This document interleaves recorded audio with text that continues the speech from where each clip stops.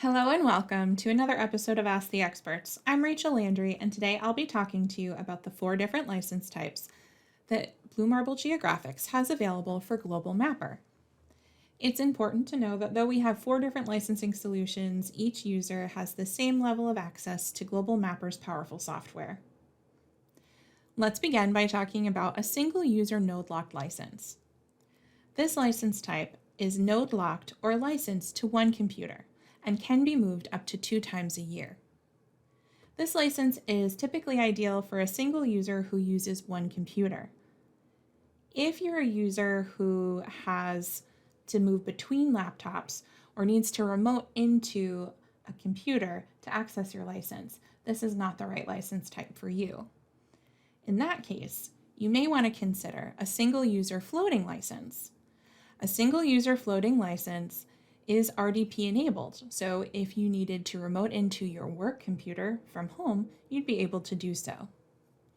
The floating license is also ideal for people who need to move between computers or if you have a small group of users who need to access a license.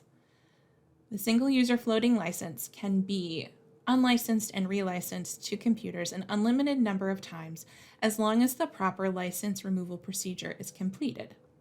If you have questions about this license type, feel free to reach out to orders@bluemarblegeo.com.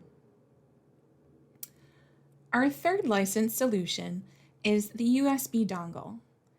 This license is unique because the license is not tied to a computer or a network server. The license is actually stored on a USB key.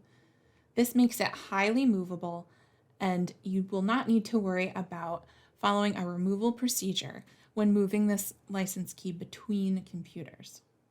Our last solution is a network license. These licenses are stored on a network server, meaning that users who have access to this particular server are able to activate Global Mapper on their computers. Network licenses have to be sold in a minimum purchase of 2 seats and can be sold in numbers of up to 100 and even beyond. Network licenses can be shared across multiple offices as long as each office has access to that particular server. These licenses can also be broken up between servers. So, for example, if one office has access to server A and another office has access to server B, the number of licenses, as long as they're more than 2, can be split between these 2 servers.